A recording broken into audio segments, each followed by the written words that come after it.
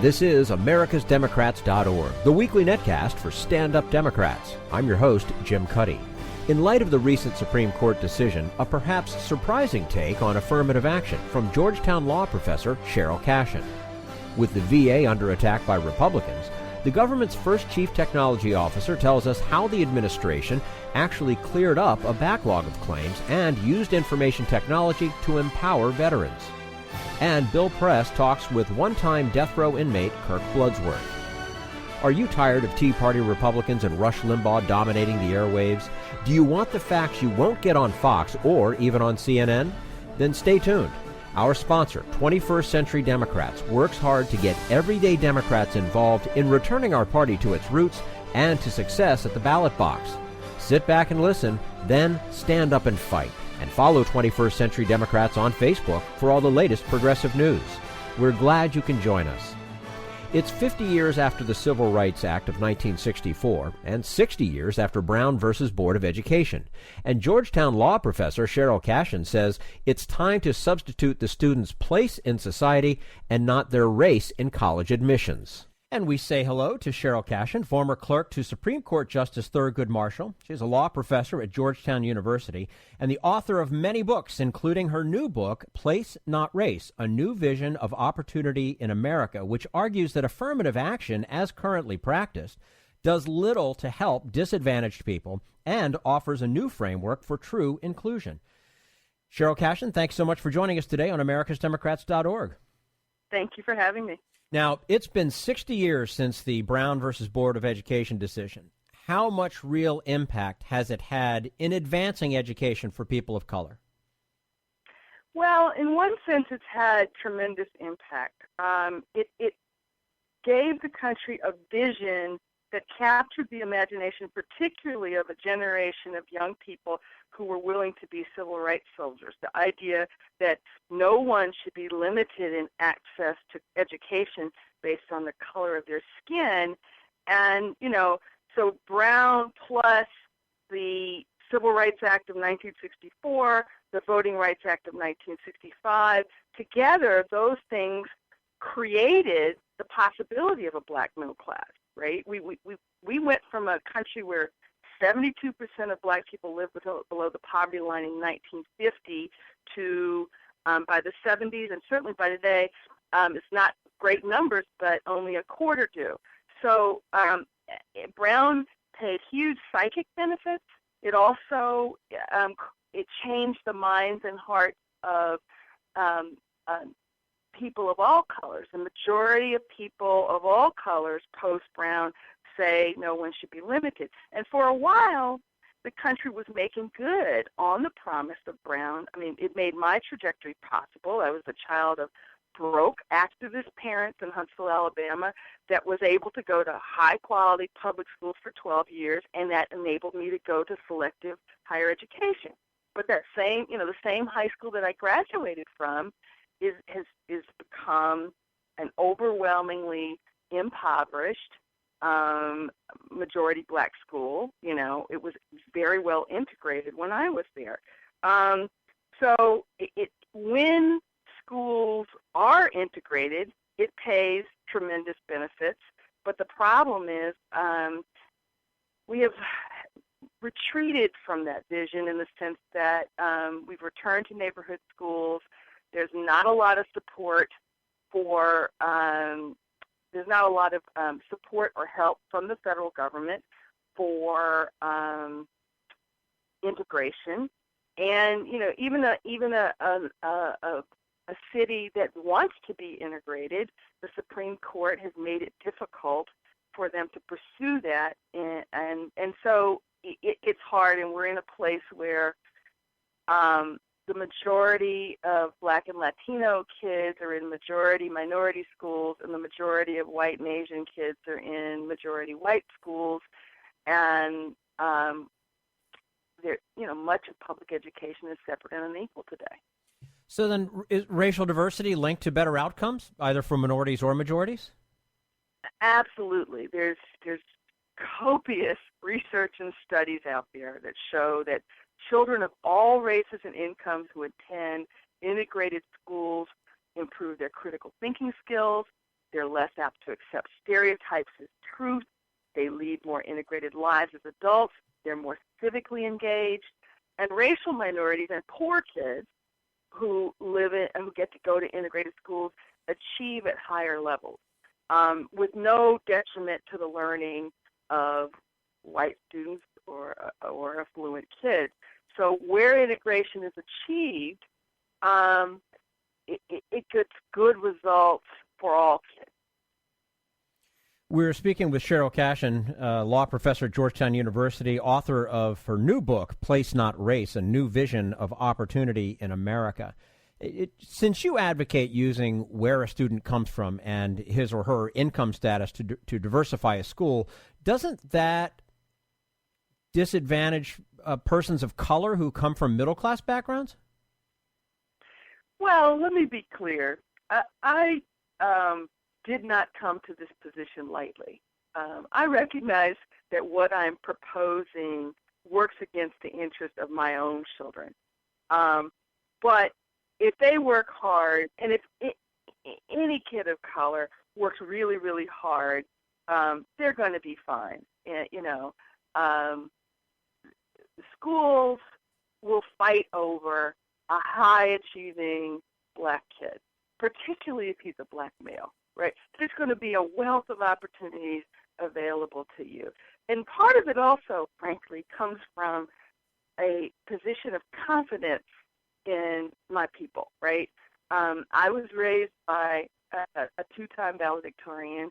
I was inculcated with the idea that I was excellent and there was nothing I couldn't do.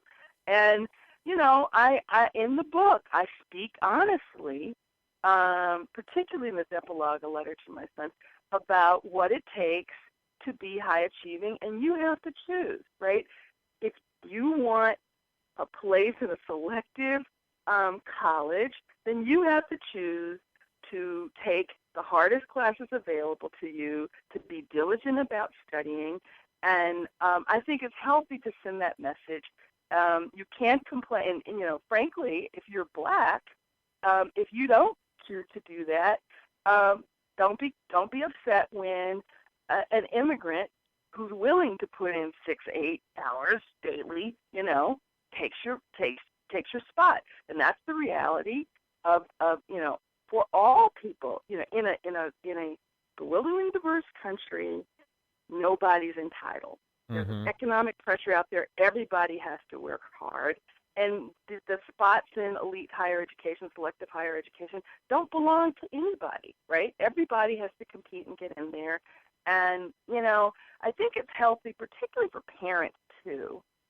I mean, there are wonderful schools, thousands of schools, You go somewhere where you can thrive and do well, get some A's, you're going to be fine, Sure. And right. And I think parents need to calm down and stop, don't impose your anxiety onto your kid.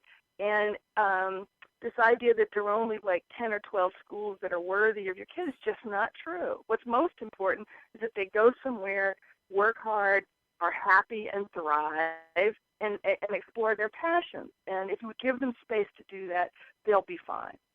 That also speaks to parent involvement in a child's education as well, right?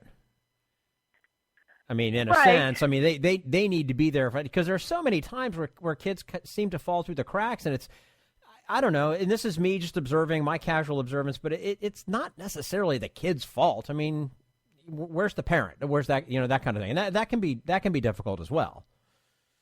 Yeah, and here's part of the reason why I can no longer support race-based affirmative action that tends to advantage the most advantaged of black people, right? Or of traditionally underrepresented minorities, not just black people, right?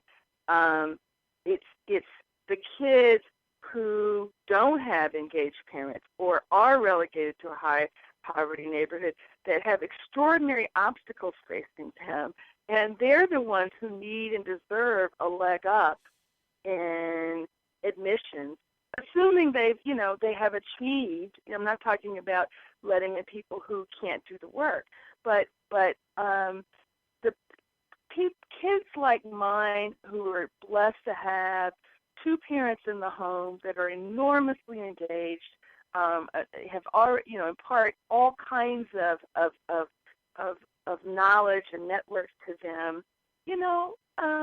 Why should they get a leg up in admissions over a kid who doesn't have those advantages? Yeah. I'm not buying that. Now, you're also against standardized testing, but if you go to school for 12 years, why shouldn't you be tested on what you were supposed to learn?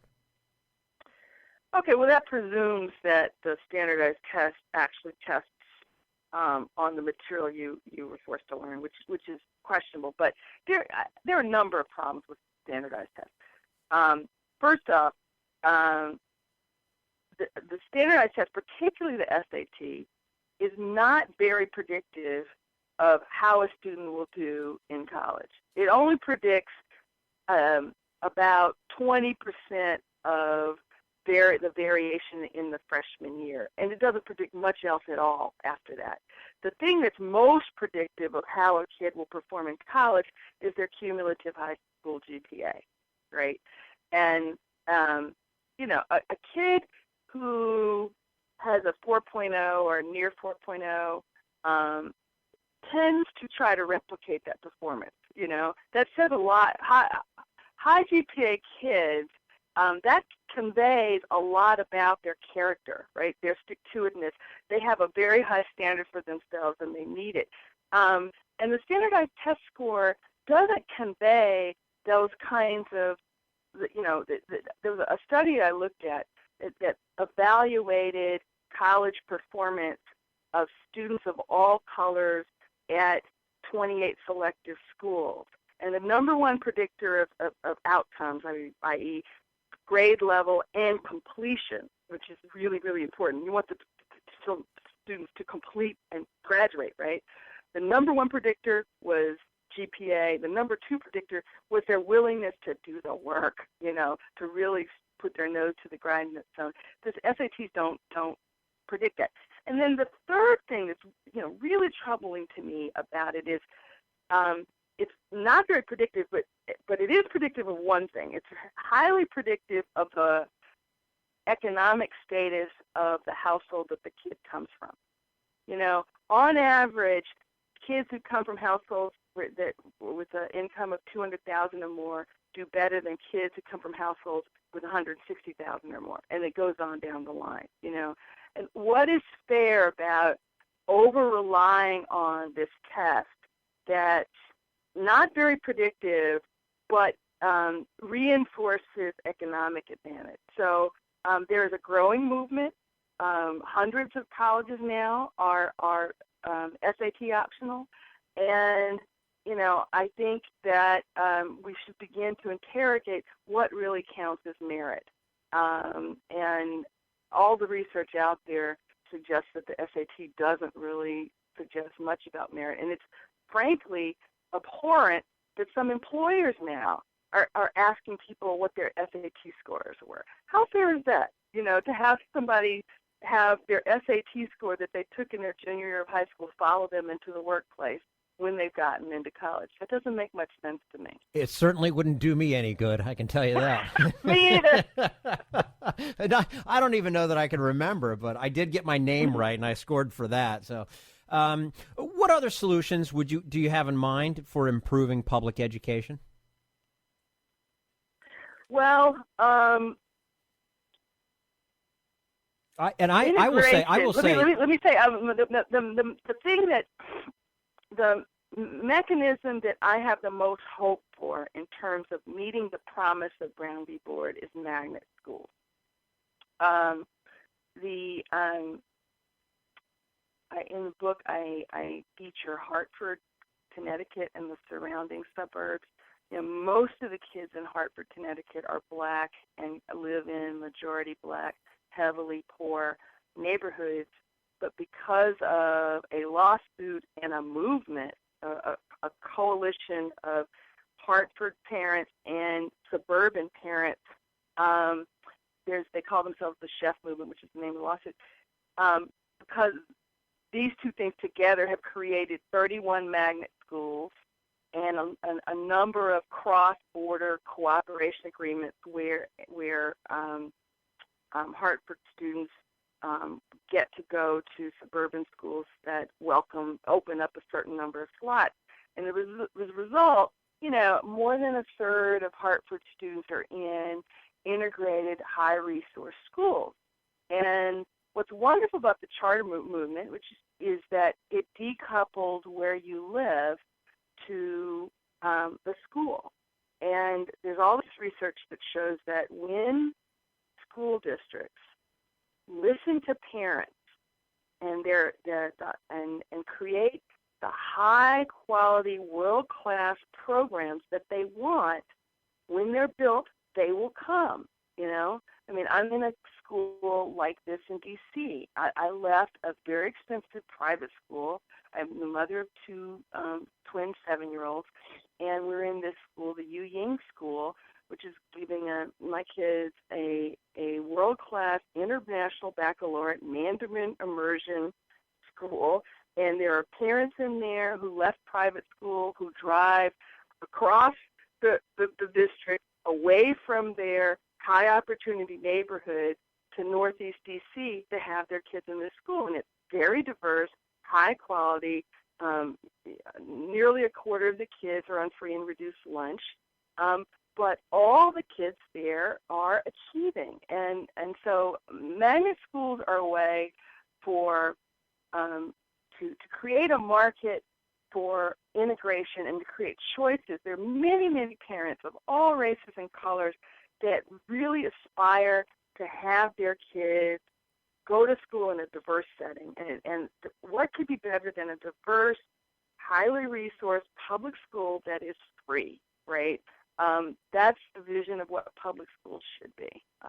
And so that's my number one strategy. There are other strategies there out there for trying to create schools where the majority of the kids are middle class.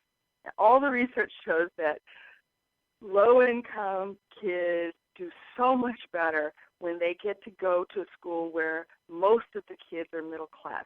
They learn all kinds of things. The middle-class kids, middle-class parents naturally impart a lot of the skills and a lot of the foundations that you need to be successful. And so just exposing kids to that has enormous impact. Okay, Sheryll Cashin, law professor at Georgetown University, discussing today her new book, Place Not Race, A New Vision of Opportunity in America. Very interesting stuff. Sheryll, thank you so much for joining us today on americasdemocrats.org. Would love to have you back again soon. Thank you so much for having me. Would be happy to come back. Oh, sounds great. And this is americasdemocrats.org, the weekly netcast for stand-up Democrats.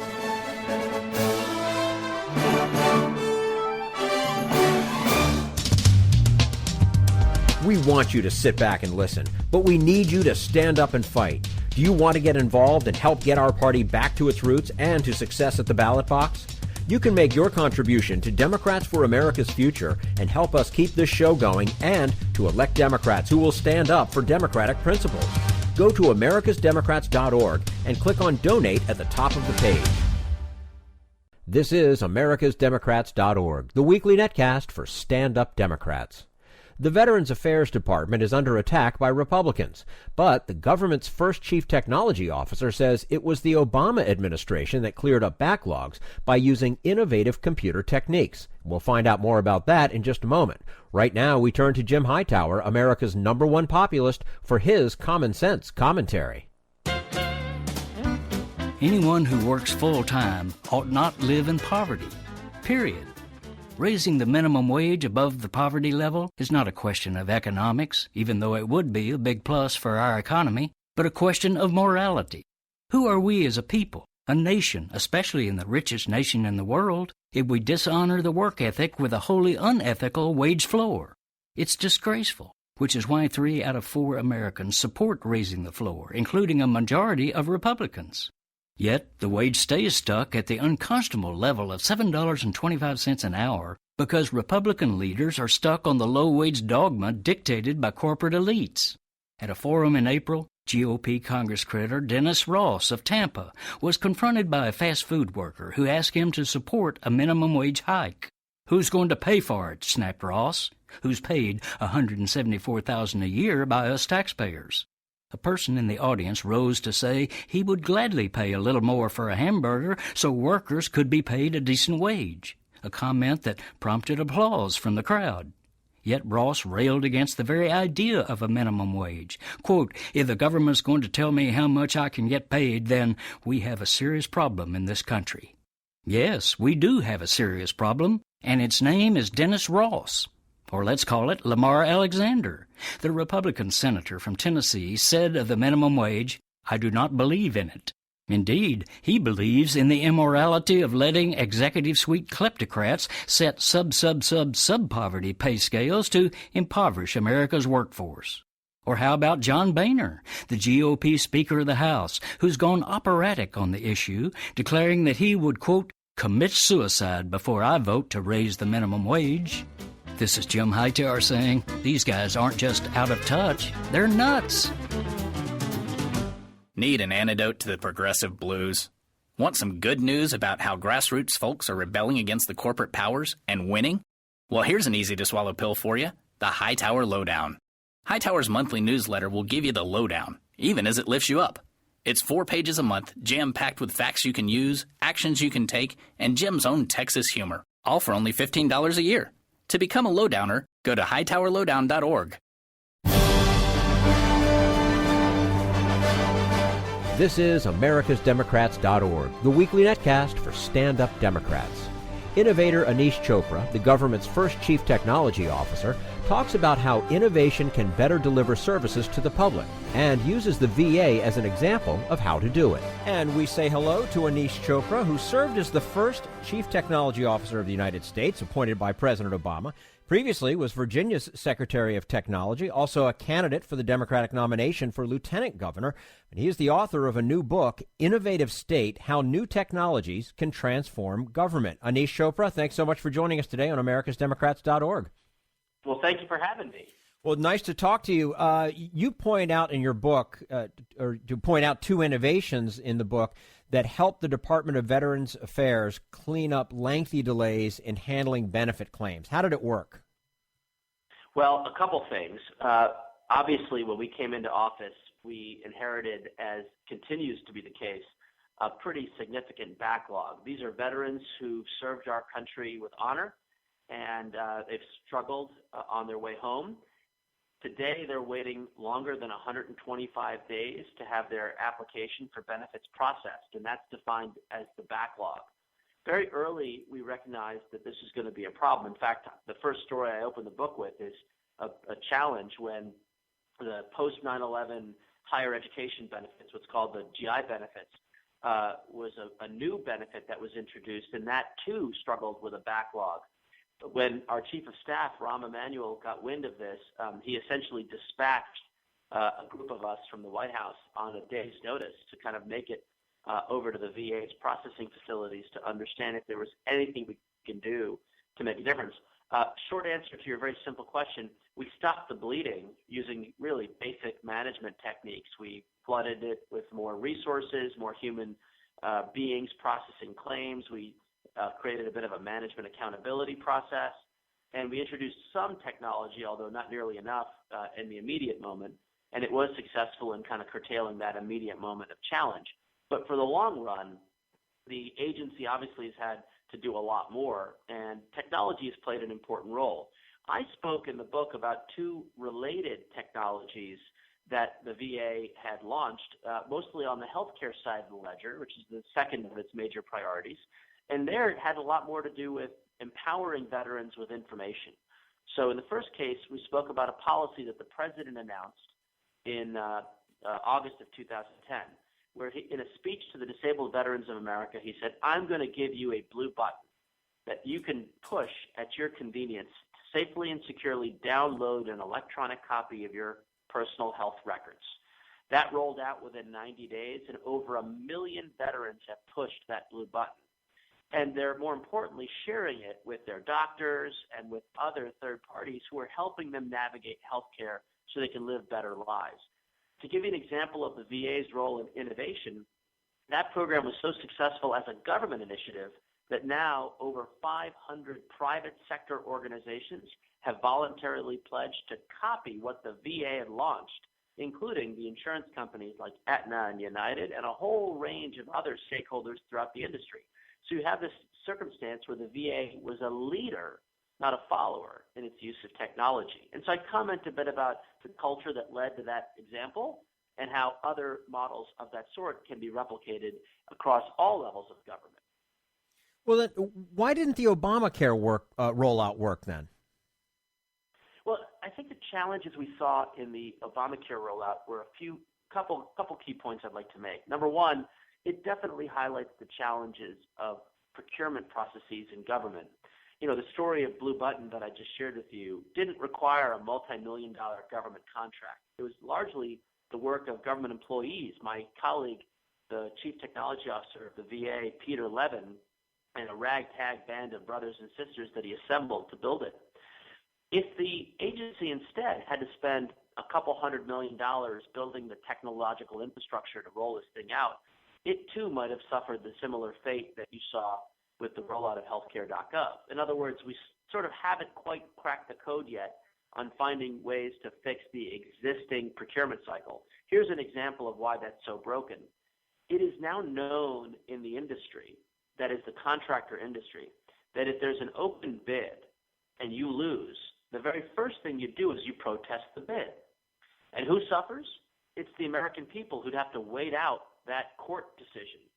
So because there was no room for error on the timeline, you saw the Department of Health and Human Services bypass the traditional procurement models in order to kind of expedite, if you will, a technology vendor who be entrusted to build the site out. That decision clearly didn't work out all that well, but their alternative wasn't so great either because they would have never had a product to launch in the first place. So procurement, clearly a problem, and one that didn't apply in a lot of the case studies that I referenced in the book. In fact, I mentioned that there's now new prizes, challenges, and competition authority. Bipartisan act of Congress in 2010 allowed the administration to spend up to $50 million on projects where we didn't pay for the person's proposal, we paid for the results and the outcomes that they produced when in an open and competitive process they were pitted up against others. And that has had pretty good success. In fact, the VA had adopted that same exact process to help veterans schedule appointments with doctors online. They had previously turned off a $127 million broken procurement, much like the healthcare.gov as a broken procurement, and instead offered a $3 million prize if any entrepreneur or innovator could allow veterans to simply and easily schedule an appointment with a doctor online, like you and I can schedule a restaurant reservation with OpenTable.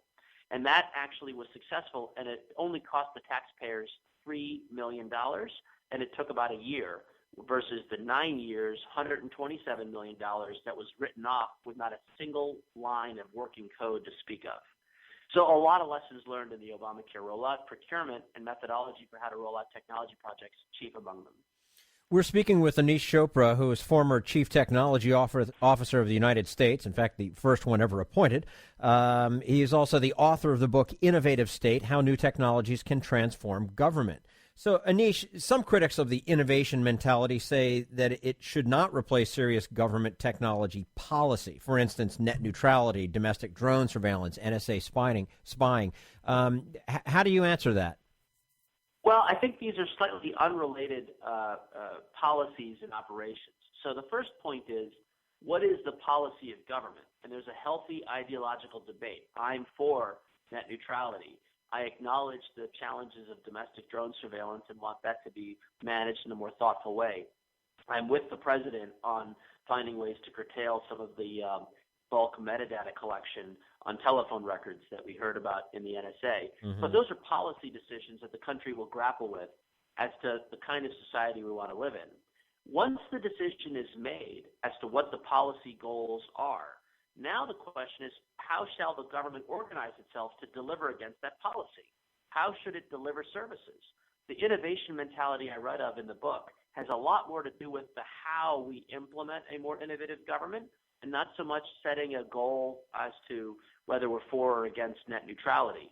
So I think it's important to understand that both sides of the aisle, although I'm a strong and loyal Democrat, it is important to know that the emphasis of an innovative state is really one that's characterized by handshakes and handoffs.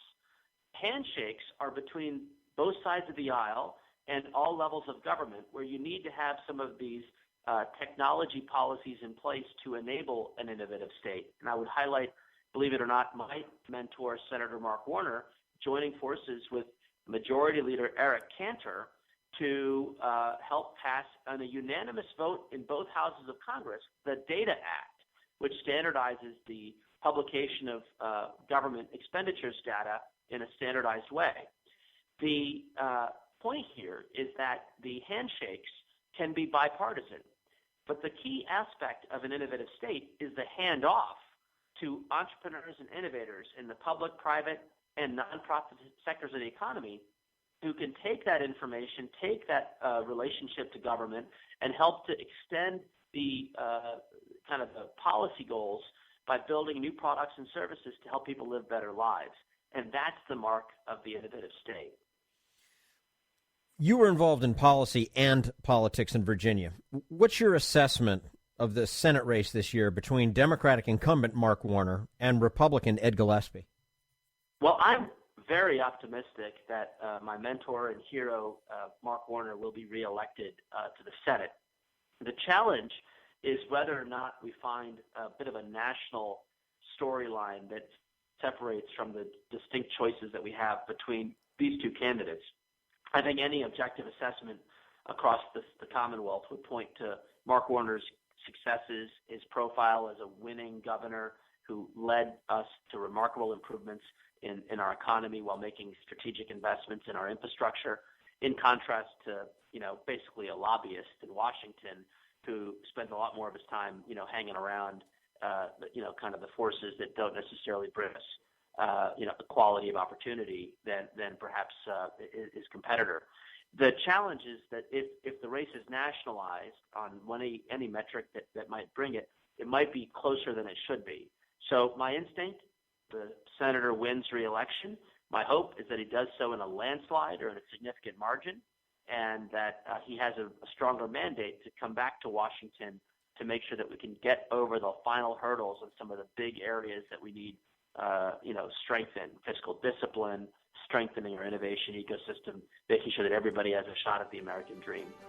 Okay. Aneesh Chopra is the author of Innovative State, How New Technologies Can Transform Government, joining us here today on americasdemocrats.org.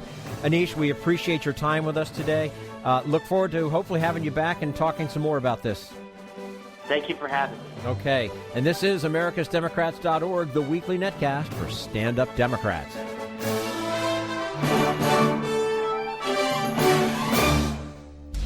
We want you to sit back and listen, but we need you to stand up and fight.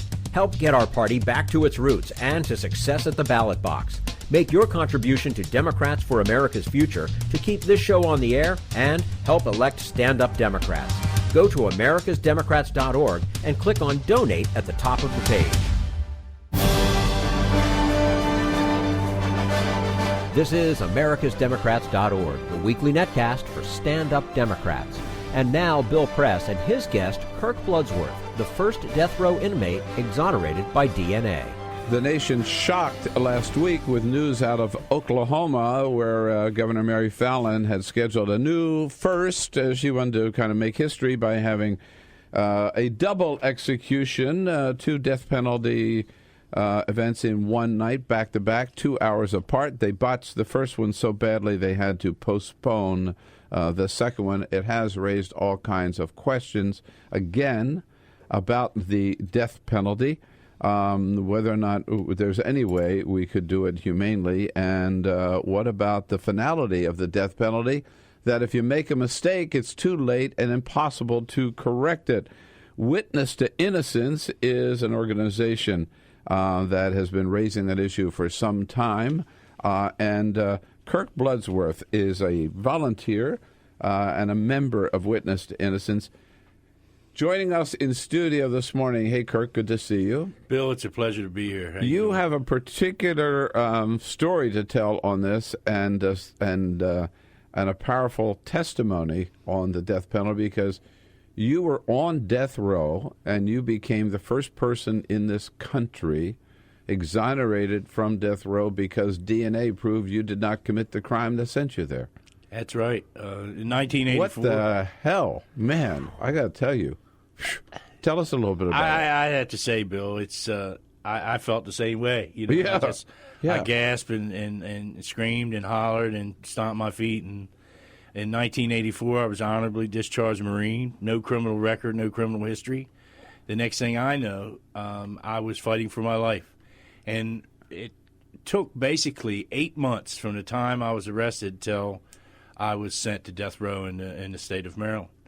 It was all based on... You went to trial. Yep, I went to trial. This whole thing started based on witness identification. A 9-year-old little girl by the name of Dawn Hamilton was found brutally murdered and raped in a wooded area. Horrible crime. Horrible. Yeah. It's one of the Maryland's worst that ever occurred. And so the description of the person last seen with her is as follows: 6'5", curly blonde hair, bushy mustache, tan skin, and skinny. Well, that don't fit me no matter what you do. I'm about 6 foot tall. I weighed about 225 pounds when this whole thing started. Hardly thin. But my hair was as red as a fire plug. I had sideburns down to here, looked like stripes on the flag. It was just, and missing tooth in the front, and I don't tan. So right. Red as you tan. Just, fair-skinned fella, and... But so if this was a neighbor, or? Well, it all started by a next-door neighbor seeing a composite sketch. I was living in Baltimore at the time. I was only there for less than 30 days. And I moved there. I was newly married and moved there with my wife and her family. And next thing I know, my wife and I weren't getting along, and I left and moved back to the Eastern Shore where I grew up. Mm-hmm. Police were knocking on my door about 2:45 in the morning. I mean, beating on it. Open up. It's the Baltimore County Police Department. We have a warrant for your arrest. And the rest is unbelievable history. I wound up going to one of the most notorious prisons in the United States for something I didn't do. I told everybody, Bill, from the day I was arrested to the moment I was released, I was an innocent man. I used to sign my correspondence that way, and nobody would listen to me. And when the DNA came across, though, they had to. Well, you had an attorney, right, representing you? Yes. Well, can I tell you about him real quick? The first one I had. Well, I want you guys and your viewers to picture a prison visiting room with a glass partition. Okay, my lawyer comes in off the street through an archway that's 10 foot high, 8 foot wide. He sits down with his back to a brick wall, just about like you're sitting there. And we have to talk through the glass on the phone, and the first thing out of his mouth, he says, "Kirk, you're in a lot of trouble." I thought that was very astute of him right off the bat. Right, you're on death row. And then he says, "Well, don't you worry." For that? I mean, come on. Where's your degree at for that one? And then he says, "I know my way around the courtroom and know my way around the criminal justice system. We're going to find our way out of here together." We talked about the case for about 20 minutes. He made me feel a little better anyway. And then right before he gets ready to leave, he reiterated that same statement he made. I know my way around the courtroom. I know my way around the criminal justice system. We're going to find our way out of here together. He put his hand on the glass to say goodbye, picked up his briefcase, turned around, and ran right in the wall. That's a true story, too. No. It wasn't real funny back then, but I have to tell you. Yeah. It's a knee slapper now, but Then you knew you were in a lot of trouble. He was right. I was in a lot of trouble. Yeah. And so it just took 2 weeks in his buffoonery as far as I'm concerned. And we didn't have any money. My parents, and I was a commercial fisherman, and I hadn't really, I had left that work. So he was just assigned to you, is that right? Yes, by the public defender's office in Maryland. Did you have a trial? To their extent, they weren't. Trial by jury? I did. I had 2 jury trials, actually. And my first case, I wound up going to the Maryland Penitentiary at 954 4th Street in Baltimore City, where a guard had been disemboweled 2 weeks before I got there back in 1985. And I was like, I'm an honorably discharged Marine. I'm a Marine, so I'm thinking to myself, well, I got this, right. Yeah.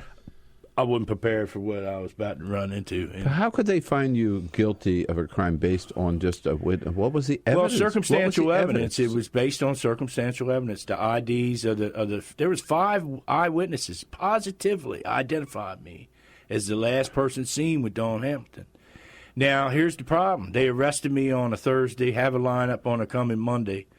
They told all the witnesses not to watch television because we arrested a suspect. And by the way, his name is Kirk Bloodsworth. Then they have the lineup. The 2 main witnesses, which was 2 little boys, never identified me in the lineup until 2 weeks later. Their parents called, said, it looks like our children made a mistake. It was really number 6, and that's the position I stood in. They still went on it. The children said that the hair was too red, my hair. Said he looked similar to the guy. And when I tell you the real killer, when we found the real killer after I had finally passed the DNA and did all that, how tall do you think the real killer was? Honestly. Well, they said 6'5". Right. I'd say shorter than that. A little bit. 5'6" and 160 pounds. Whoa. Witness identification is the worst piece of evidence in the criminal justice system when it comes to some of these cases. And his name was Ruffner. His last name was Ruffner. He was accused of killing Dawn, and then pled guilty to it after the DNA caught up with him. And the prosecutor finally, after 10 years after I was released in 1993, put the evidence in the CODIS database and caught him. And the real spooky thing right here is that this cat slept in the same prison with me, underneath me in a tier, for 5 years and never said a word. Whoa.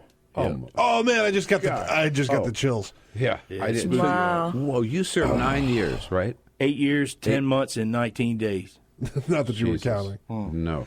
When you hear about the stories of the lawyers that don't know what they're doing, and you hear about the circumstantial evidence that sends someone to die on circumstantial evidence, how widespread is that problem? Oh my God! Well, we've got 144 people now that have been exonerated from death row in the United States, and only 18 of those are DNA exonerations. There's been a report out by Sam Grossman. Only 18. Really? Well, that goes to show you that DNA is not a panacea. It doesn't necessarily help everybody. But Sam Grossman, a professor, I think he's out in Michigan, and he wrote a report that 4% of people probably on death row are innocent. 4%. Mm-hmm. Now, I don't know about anybody else, but I wouldn't be executing people. And first of all, you don't know how to do it. I would never give the government permission to execute anybody that can't figure out how to remove snow. I'm just saying. But, it's we need to stop this thing. And that fella at Locke out in Oklahoma, he suffered a fate that shouldn't be suffered from anybody. I don't care what he done.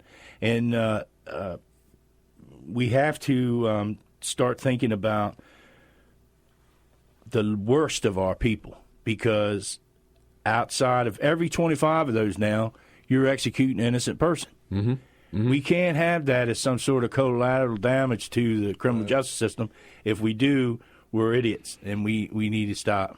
What does your experience tell you about the death penalty? Is there any way? It's no way. It's broken beyond repair. We've had its time. We've been doing it now for 50 years or so, the modern death penalty. I don't know how long since we were killing Christ, I guess. And we've tried it, and we've tried to fix it. We've tried to make it better. It's no good. It's racially disparate. It's economic disparity, social economic disparity, everything you want to think of. Too many mistakes have been made. And here we got a lady, the governor, fallen, and out in Oklahoma, 2 executions at one time, and pushed to get this thing done. Oh, yeah. Pushed to get it done. There's no doubt about it. Yeah. Pushed to get it done.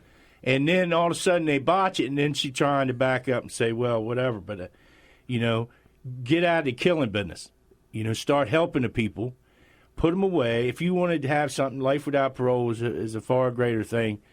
If you want to start putting at least that way, organizations like mine and different projects in the Innocence Project, like the Mid-Atlantic right here in D.C., can try to get these people out before you execute them.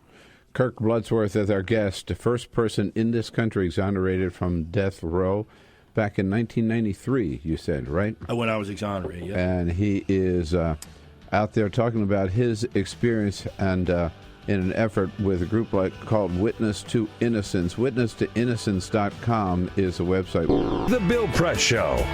Witness to Innocence is the name of the organization.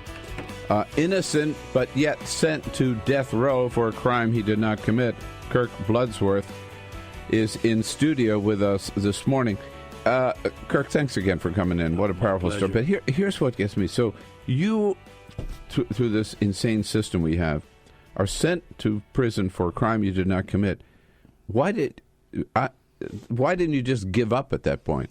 And how, as a prisoner, it must have been really tough to get your story, to get people to listen to you, right? Well, try to imagine, if you will, what if you're accused of something like that. Yeah, go ahead. Excuse me. Right. And you're accused of something like that, and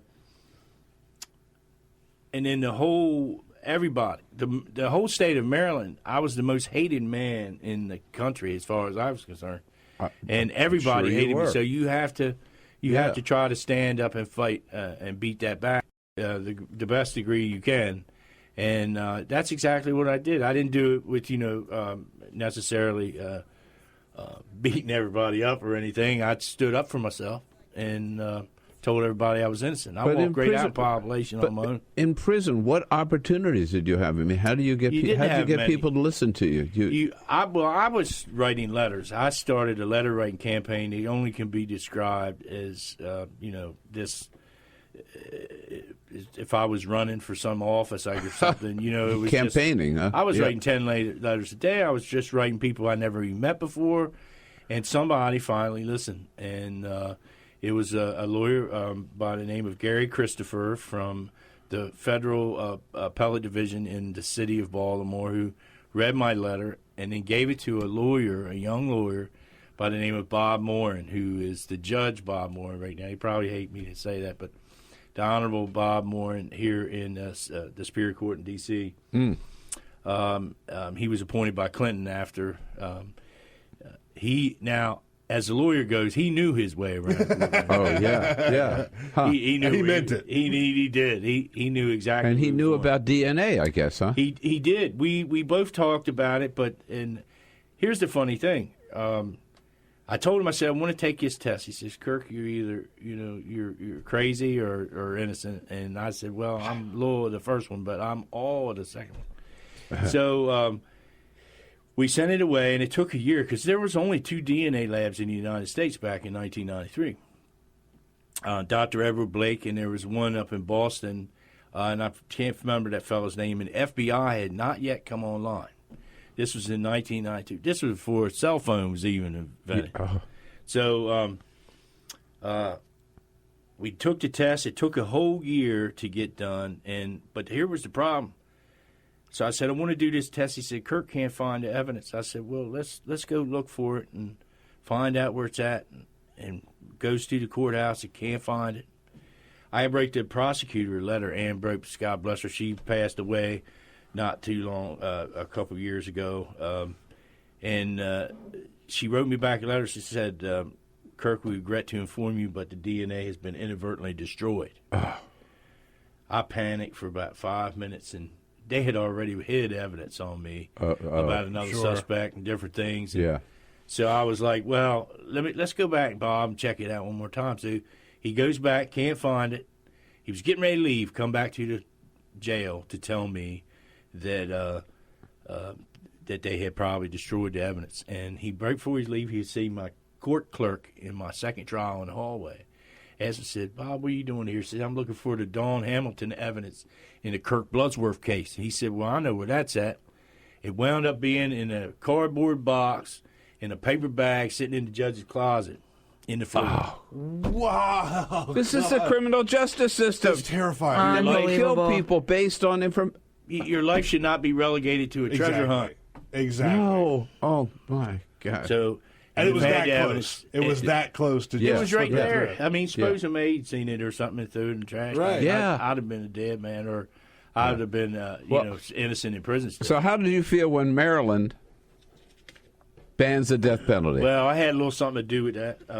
Yeah. Good for you. And I remember the senators mentioned my name like 64 times, and a good friend, Benita Spikes, is a murder victims fan. I remember Vicky Sheever and Jane Henderson, of who just dropped me off, by the way, out here, who was one of the main figures in this, and Suja Graham and others from Witness to Innocence who stuck it out, and we were really pushing to get it banned. As you said, you helped kill what almost killed you. That's right. All right. I got to tell you, what a powerful story. Kirk Bloodsworth, you convinced me more than ever that I'm right to oppose the death penalty. Should. I know you did. All of our listeners do.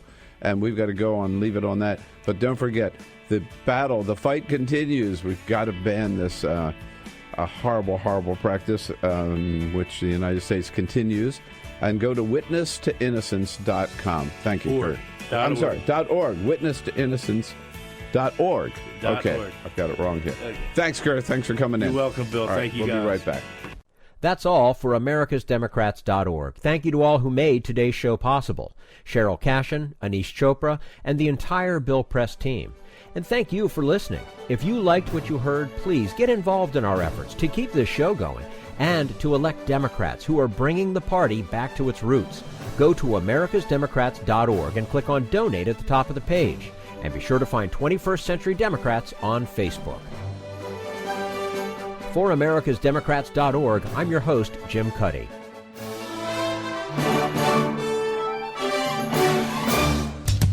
We want you to sit back and listen, but we need you to stand up and fight. Join us. Support the show and help elect Democrats who will stand up for democratic principles with your contribution today.